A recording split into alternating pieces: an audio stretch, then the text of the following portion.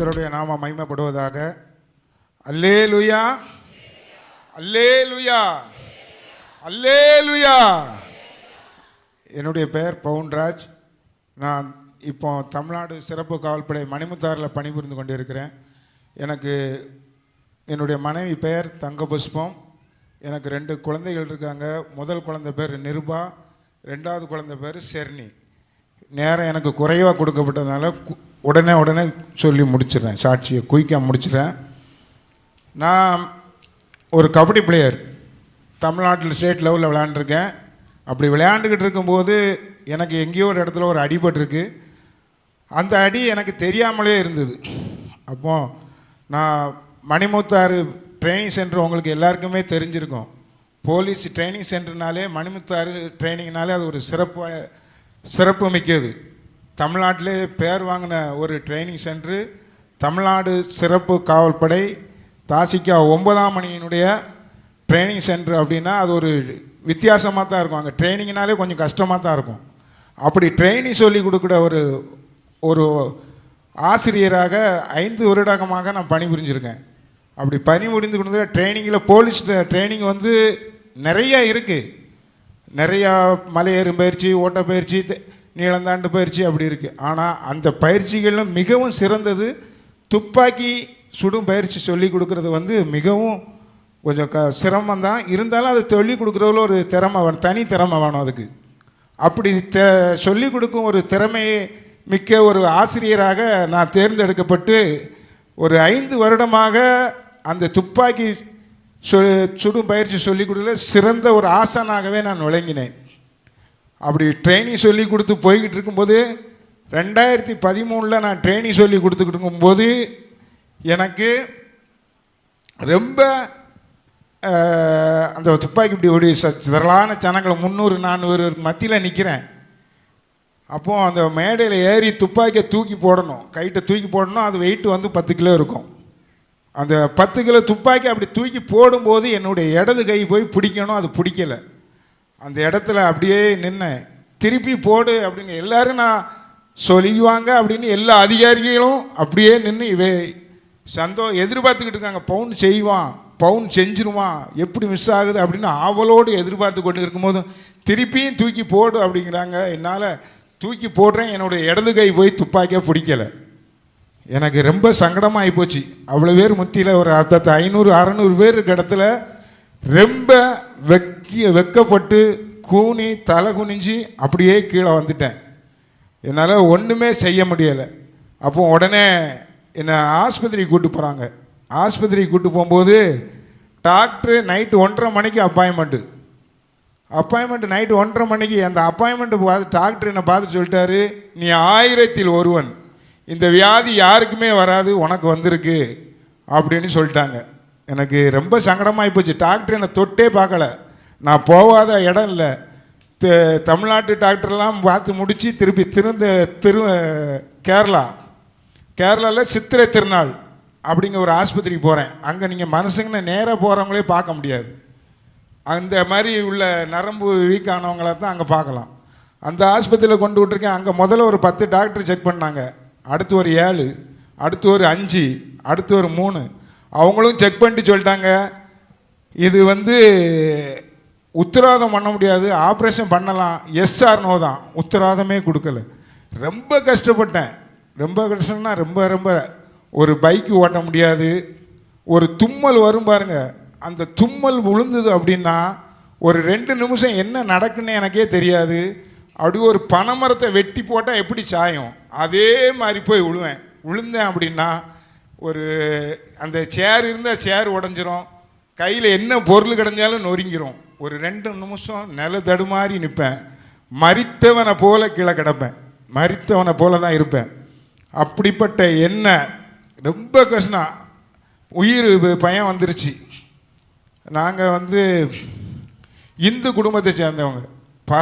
பரம்பரையாக சுடலமாட சாமிக்கு கிடா வெட்டி, இன்னும் கிடா வெட்டி வருஷம் கிடா வெட்டி பூரிகமாக சுடலமாட சாமியை வழிபட்டு வந்துக்கிட்டு இருக்கவங்க.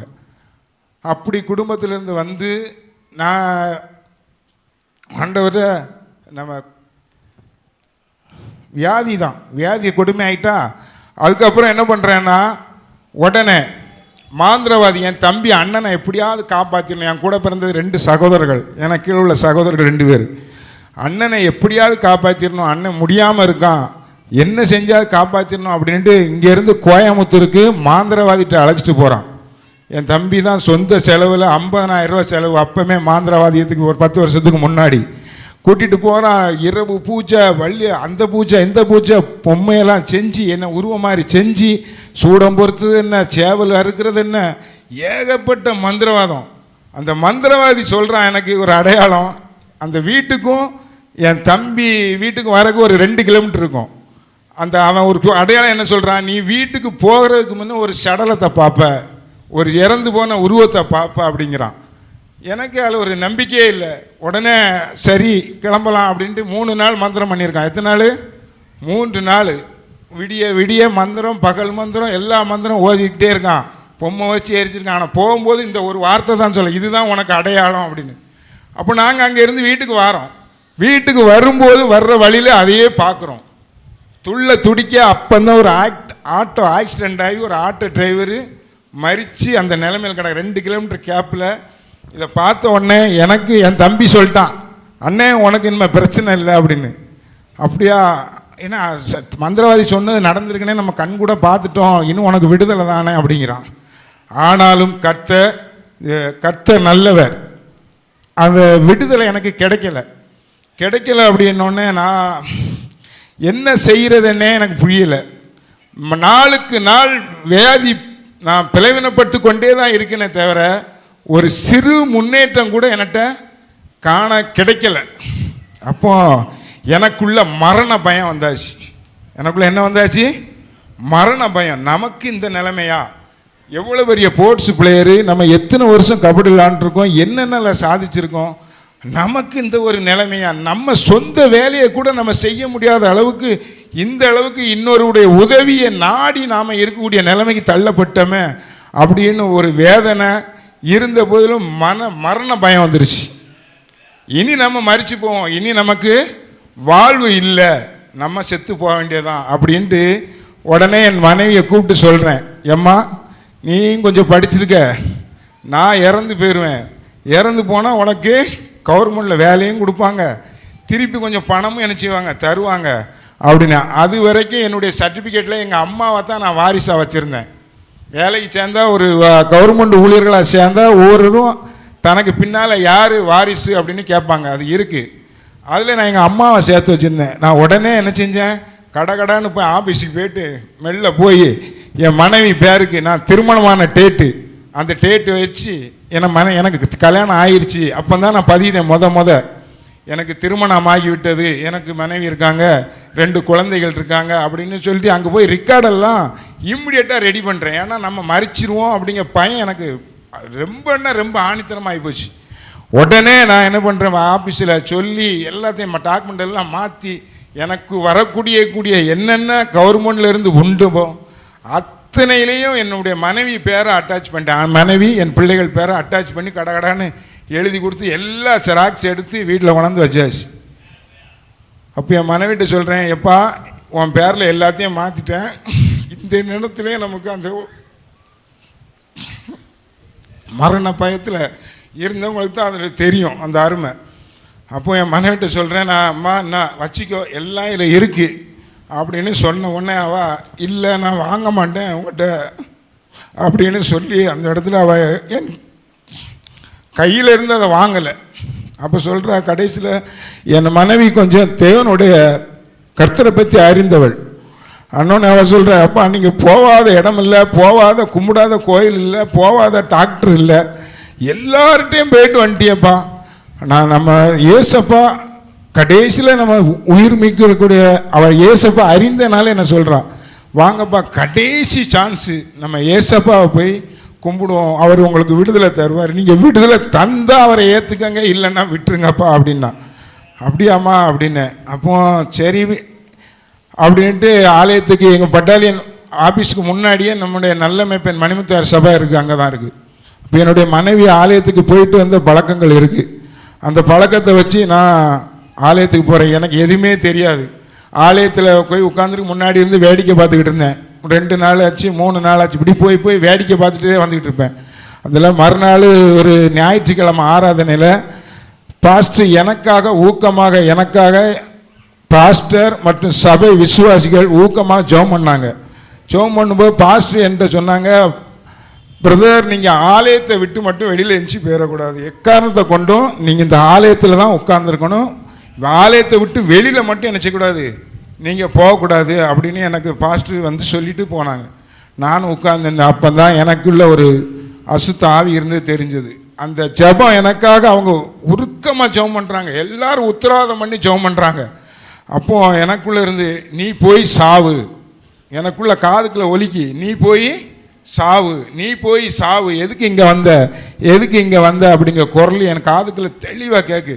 அப்போது பாஸ்டர் நான் பையா ஆராதனை முடிஞ்ச பிறகு இப்படி சொன்னேன், அப்போது உங்களுக்கு ஒன்றும் பிரச்சனை இல்லை, நம்ம போக சரியாயிரும், கவலைப்படாதாங்க, நீங்கள் தொடர்ந்து ஏசப்பான்னு மட்டும் சொல்லுங்கள், எனக்கு எதுவுமே தெரியாது, பைபிளை பற்றினா என்னென்னு தெரியாது, ஜெபம்னா என்னன்னு தெரியாது, எப்படி ஜெபிக்கணும்னு கூட தெரியாது. அப்போ பாஸ்டர் தான் எனக்கு சொன்னாங்க, இயேசுன்னு மட்டும் சொல்லுங்கள், வேறு ஒன்றுமே சொல்லட்டேன், இயேசு இயேசு இயேசு அப்படின்னு மட்டும் நீங்கள் சொல்லுங்கள் அப்படின்னு சொல்லிவிட்டு எனக்காக உத்தரவாதம் பண்ணி ஜெபம் பண்ணிக்கிட்டே இருந்தாங்க. அப்போது எனக்கு கொஞ்சம் நம்பிக்கை வந்தது, அங்கே ஜெபம் பண்ணுறதுல நம்பிக்கை வந்தது. இதே மாதிரி திரளான கன்வென்ஷன் கூட்டம் 2015 இங்கே நடந்தது. அப்போ அந்த கன்வென்ஷன் கூட்டத்துக்கு நாங்கள் வந்தால் முதல் நாள் கூட்டத்தில் உட்காந்துருக்கேன். கர்த்தர் எனக்கு விடுதலை கொடுத்த வார்த்தை என்ன தெரியுமா, இந்த வியாதி உன் மரணத்திற்கு ஏதுவானது அல்ல, என் மகிமை விளங்குவதற்கு ஏதுவாய் இருக்கிறது என்று சொன்னார். கர்த்தருக்கு அல்லேலூயா. எனக்கு முத கொடுத்த வார்த்தையே தான். கர்த்தர் நாங்கள் இந்த கன்வென்ஷன் கூட்டத்தில் தான் எனக்கு அது நிறைவேறிச்சு. இந்த வியாதி உன் மரணத்திற்கு ஏதுவானது அல்ல, என் மகிமை விளங்குவதற்கு ஏதுவாய் இருக்கும் என்று சொன்னார் கர்த்தர். அப்போ அல்லேலூயா அப்படின்னு சொல்லி கர்த்தருக்கு சோத்திரம் அப்படின்னு மறுநாள் பாஸ்டரை சொன்னேன். அன்னைக்கு கூட்டம் முடிஞ்சோன்னே பாஸ்டர் இந்த மாதிரி அப்படின்னு, ரைட்டு ஒன்றும் பிரச்சனை இல்லை, நம்ம போக உங்களுக்கு சரியாயிரும் அப்படின்னாங்க. அதே மாதிரி மறுநாள் ஞாயிற்றுக்கிழமை ஆராதனையில் அன்னைக்கு செய்தி வரும்போது, குமாரன் உங்களை விடுதலையாக்கினால் மெய்யாகவே விடுதலையாவீர்கள். அல்லேலூயா. குமாரன் உங்களை விடுதலையாக்கினால் மெய்யாகவே விடுதலையாவீர்கள். அந்த வார்த்தையும் அன்னைக்கு அந்த செய்தியே அதான். எனக்கு அப்போ அந்த ஆராதனையில் இருக்கும்போது என்னுடைய தலையில் இருந்து அப்படியே ஒரு ஆணியை பிடுங்குற மாதிரி ஒரு தரிசனம் நான் பார்த்தேன். இதே இடத்துல இதில் முன் வரிசையில் கொஞ்சம் பின்னாடி இருந்த சென்டரில். அப்போ இந்த ஆராதனை நடந்துக்கிட்டு இருக்கும்போது என் தலையில் இருந்து ஒரு ஆணியை அப்படியே மேலே பிடுங்குற மாதிரி ஒரு தரிசனம் பார்த்தேன். அப்போவுமே நினச்சினேன் பூரண விடுதலை அடைஞ்சிட்டோம் அப்படின்னு. கர்த்தர் சோத்திரம். பூரண சுகம், கை உடம்புல தன்னம்பிக்கை வந்துருச்சு, எதுவுமே யோசிக்கலை. அந்த வருஷமே உடனே ஞானஸ்தானம், உடனே மறுநாள் ஆட்டம் முடிஞ்சு இதே மாதிரி ஞானஸ்தானம், ஞாயிற்றுக்கிழமை ஞானஸ்தான ஆராதனை அப்படின்னு சொன்னாங்க. என் கூட நான் மற்றும் என்னோட காவல்துறையில் பணிபுரியும் முருகேசன் பிரதர் இங்கே தான் இருக்கிறாங்க. அவங்களும் நானும் முன்னு உட்காந்துருந்தோம். ஆராதனை முடிஞ்சோடனே அவனை கையை பிடிச்சி எழும்பி வா, எழுந்தி நம்ம ஞானஸ்தானம் எடுக்க போவோம் அப்படின்னு கூப்பிட்டேன். எனக்கு அது இன்றைக்கும் அந்த மெய்சில் இருக்க வைக்கும். இதே ஆராதனை, இதே ஒரு ஞாயிற்றுக்கிழமை ஆராதனையில் இன்றைக்கி அதை சொல்ல போனால் எனக்கு அப்படியே எனக்குள்ள ஒரு மகிழ்ச்சி இருக்கும். எழும்பு நம்ம ஞானஸ்தானம் எடுக்க போவோம் அப்படின்னு சொல்லி உற்சாகமாக போய் அந்த வருஷம் ஞானஸ்தானத்தை பெற்றுக்கொண்டேன். ஞானஸ்தானத்தை பெற்றுக்கொண்டேன்னா அன்றையிலிருந்து எனக்கு பைக்கு ஓட்ட முடியாமல் இருந்தேன், நான் பைக்கு ஓட்டுவேன். கைகள் என்னுடைய சொந்த வேலையை செய்ய முடியாமல் இருந்தேன்னா என்னுடைய சொந்த வேலையை செஞ்சேன். அல்லேலூயா. கர்த்தர் ஒரு பரிபூரண விடுதலையை கொடுத்தார். இப்படி போயிட்டுமா ஞானஸ்தானம். அடுத்து என்னுடைய பொண்ணு எடுக்கணும். அடுத்து அவளுக்கு ஏஜ் ஆகும்போது பெரிய பொண்ணுக்கு ஞானஸ்தானம் எடுத்தோம். என்னுடைய பெரிய பொண்ணுக்கு ஞானஸ்தானம் எடுத்தோம். அவளுக்கு நகை போட்டு தான் நான் ஞானஸ்தானம் எடுத்தேன். அப்போது அந்த நகை கல்ட்டை பற்றி தெரியாது. நகை போட்டு தான் பெரியவளுக்கு ஞானஸ்தானம் எடுத்தேன். அவளுக்கு எடுத்துகிட்டு சரி ரைட்டு சந்தோஷம் அப்படின்னு. அடுத்து ஒரு ஸ்டேஜ் ஆகணுன்னு என்னுடைய பொண்ணு இளைய பொண்ணுக்கு ஞானஸ்தானம் எடுக்கணும். அப்போது அந்த ஞானஸ்தானம் எடுக்கும்போது அவளை அந்த வருஷம் இதே கன்வென்ஷனில் தான் எடுக்கணும்னு கூப்பிட்டு வந்து அப்பா ஞானஸ்தானம் அப்படின்னேன், எடுப்பேன் பாப்பான்னு. அவள் ஒரே வார்த்தை சொன்னான், அப்பா நான் நகை கலட்டினா தான் ஞானஸ்தானம் எடுப்பேன், நான் இன்றைக்கி என் உடம்பு இப்போ பிள்ளை இருக்கும். அல்லேலூயா. நான் ஞானஸ்தானத்துக்கு போவோம் அப்படின்னு சொல்லும்போது அவள் சொல்கிறா, அப்பா நான் நகை கழட்டினா தான் ஞானஸ்தானம் எடுப்பேன்ப்பா அப்படின்னா. என்னம்மா இப்படி சொல்கிற, அக்காளுக்கு நகை கழட்டில் உனக்கு அம்மா அப்பா நகை போட்டுங்க, நீ இப்படி சொல்கிற அப்படின்னு. இல்லைப்பா நான் நகை கழட்டினா தான் ஞானஸ்தானம் எடுப்பேன் அப்படின்னா. அப்போ சரிம்மா வெயிட் பண்ணு அப்படின்ட்டு நான் ஒன்று அந்த வருஷம் ஞானஸ்தானம் எடுக்கலை. சரி வீட்டுக்கு போ, உனக்கு டைம் தரேன். நான் அவட்ட சொன்னது என்ன, நீ அடுத்த ஆளை பார்த்து ஞானஸ்தானம் எடுக்கன்னு நினைக்கிறேன், மற்றவர்களை பார்த்து புறஜாதிகளை பார்த்து தான் நீ மற்றவர்களை பார்த்து தான் இந்த ஞானஸ்தானத்துக்கு நீ நகை கழட்டி எடுக்கணும்னு நினைக்கிறேன், நம்ம இடத்துக்கு வந்திருக்கோன்னே அப்படின்னு நினச்சேன். அப்படின்ட்டு ஒரு 6 மாதம் ஆச்சு. அப்போ திருப்பி அவட்ட கேட்குறேன், 6 மாதம் ஆச்சு, திருப்பி ஜெபத்தில் வச்சாச்சு, இருந்து அவட்ட கேட்குறேன், அப்பா நான் ஞானஸ்தானம்னு ஒன்று எடுத்தா அது நான் நகையை கழட்டி தான்ப்பா எடுப்பேன், நீங்கள் அதில் மாற்ற. அல்லேலூயா. அப்போ ரைட்டு, இனிமேல் இவட்ட பேசி சின்னவட்ட பேசி பிரயோஜனம் இல்லை அப்படின்னு முடிவுக்கு வந்துட்டேன். அப்புறம் என்னுடைய மனைவிட்ட பேசினேன், எம்மா ஒரு வீட்டில் 2 சாப்பாடு செய்ய முடியாது, ஒரு ஆகாரம் பண்ணுன்னா ஒரே நேரத்தில் தான் சாப்பிடணும், ஒரு ஆளுக்கு இந்த சாப்பாடு ஒரு ஆளுக்கு அந்த சாப்பாடு அப்படின்னு நம்மளால் சாப்பாடு வேறுபட்டு நினைச்ச முடியாது, பண்ண முடியாது. ஒரே வீட்டில் ஒரு பிள்ளைக்கு நகையும் ஒரு பிள்ளைக்கு நகை இல்லாமலும் நாம் வாழ முடியாது. எந்த முடிவு எடுத்தாலும் ஒரே முடிவு, 2 தோணியில் கால் வச்சு நம்ம பயணம் பண்ண முடியாது. அதனால் ஒரு வழி, ஒன்று பாப்பாவை உங்கள் சைடு கொண்டு வாங்க, இல்லைன்னா நீங்கள் பாப்பா சைடு திரும்பிடுங்க அப்படிங்கிற வார்த்தையை என் வீட்டில் ஆணித்தரமாக சொல்லிட்டேன். அப்போ மறு வருஷம் வரும்போது சொன்னாங்க, ரைட்டுப்பா அப்போ நகையை கழட்டிடுவோம், ஒன்றும் தப்பு இல்லை. நம்ம அப்போ பெரியவட்ட கேட்டேன், இப்போ 2 ஏன்னா அவளுக்கு இருக்குங்களா. அப்போ 2 பேரும் குடும்பமே முழு மனதோடு நகையை கழட்டி ஞானஸ்தானத்துக்கு அன்னைக்கு கர்த்தர்கிட்ட நாங்கள் நினைச்சோம், குடும்பமாக முழங்கால் படிட்டு என்னுடைய மணிமுத்தார் சபையில் போய் பாஸ்டர் முன்னாடி வச்சு நகையை கழட்டி அங்கே ஜெபம் பண்ணிவிட்டு திருப்பி வந்தோம். 2000 இந்த கன்வென்ஷனுக்கு முந்தின கன்வென்ஷன் 2023